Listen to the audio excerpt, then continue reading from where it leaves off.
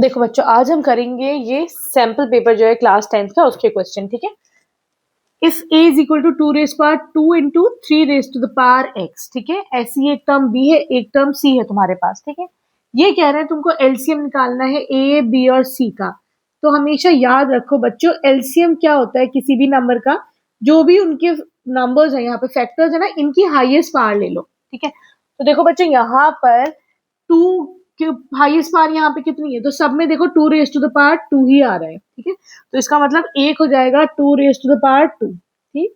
अगला जो फैक्टर है 3 raise to the power x है, यहाँ पे कुछ नहीं, दैट मीन्स 3 के ऊपर एक पावर है, यहाँ पे 3 के ऊपर 1 है। इसका मतलब क्या है कि x ही बड़ा होगा, 1 से तो बड़ा ही होगा ऑब्वियसली। तो ये 3 raise to the power x हो जाएगा। 3 की हाईएस्ट पावर आ जाएगी x। ठीक। उसी तरीके से अगला नंबर, यहाँ पे एक फैक्टर क्या है, 5 है, 5 से मल्टीप्लाई कर दो। फिर यहाँ पे कौन सा 7 है, 7 की हाईएस्ट पावर क्या है, मुझे हाईएस्ट पावर से 1 ही नजर आ रही है, तो 7 से मल्टीप्लाई कर दो। ठीक है, क्लियर है। एलसीएम गिवन है 3780। ठीक। ये हो जाएगा 2 raise to power 2 into 3 raise to power x into 5 into 7। ठीक है। अब क्या करोगे तुम यहाँ पर, अभी तुम्हारा कितना हो जाएगा, जब तुम इसे मल्टीप्लाई करोगे तो ये आएगा 140। ठीक है। Into 3 raise to the power x को ऐसे ही छोड़ दो। ठीक। 140 को यहाँ पे डिवाइड कर लो, तो 0 से 0 कैंसिल आउट हो जाएगा। ठीक है। जब तुम इसे डिवाइड करोगे तो ये कितना हो जाएगा तुम्हारे पास, 27 is equal to 3 raise to the power x।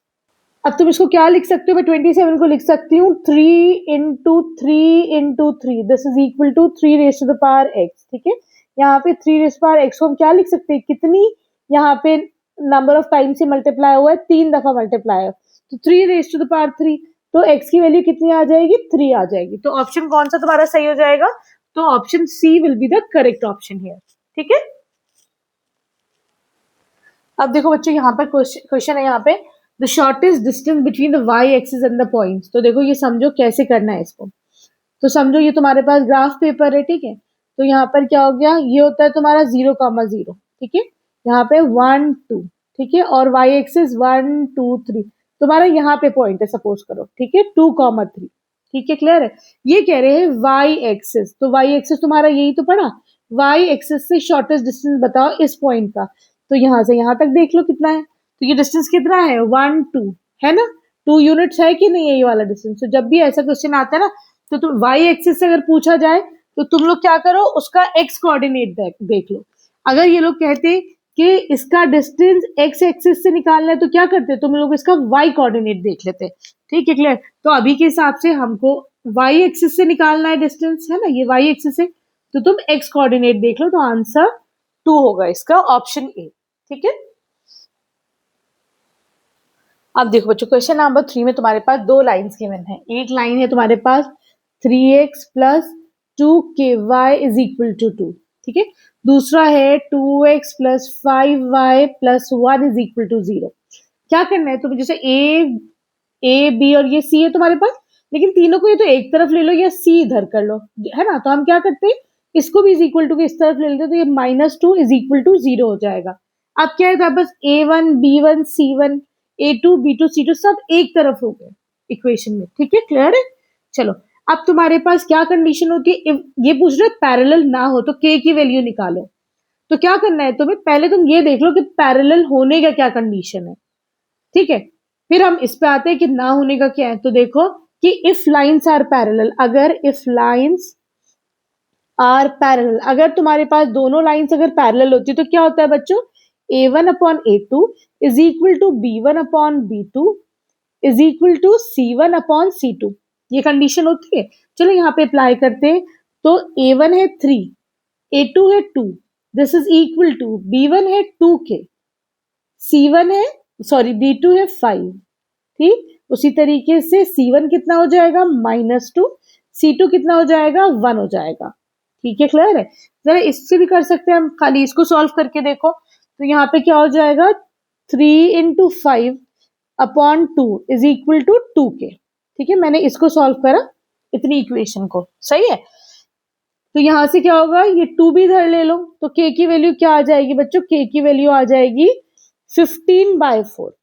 लेकिन ये देखो 15/4 का मतलब क्या है कि इफ लाइंस आर पैरेलल तो ये कंडीशन होनी चाहिए, लेकिन क्वेश्चन हमसे पूछ रहा है if lines are not parallel, तो तुम्हारा जवाब क्या होगा कि k इतना ना हो, k should not be equal to 15/4। तो ठीक है, कितना ट्रिक, मतलब थोड़ा सा इजी क्वेश्चन था लेकिन थोड़ी सी इसमें छोटी सी ट्रिक लग रही थी। ठीक है, अब आ जाओ नेक्स्ट क्वेश्चन पर। देखो बच्चों, क्वेश्चन नंबर 4 में कह रहे हैं एक कोरिलेटरल है A B C D. Suppose करो ये कोरिलेटरल है ए बी सी डी। ठीक है, हमने बच्चों इसकी एक प्रॉपर्टी पढ़ी। क्या प्रॉपर्टी होती है कि sum of opposite sides are equal, मतलब A B plus C D is equal to B C plus A D. ठीक है, इन ऑपोजिट साइड्स को ऐड कर दो, सम जो है तुम्हारा इक्वल आता है। ठीक है, अगर अब ऐसे अगर हम देखते हैं तो ए बी तुम्हें फाइंड आउट करना है, बी सी है 7, सी डी है 4, ए डी है 3। ठीक है, तो यहाँ पर ये कितना हो जाएगा A B plus C D क्या है 4 है ना, और बी सी कितना है 7 और ए डी कितना है 3, तो ये कितना हो जाएगा ए बी आ जाएगा 10 - 4 हो जाएगा 6 सेंटीमीटर। ठीक है, तुम्हारा आंसर आ गया।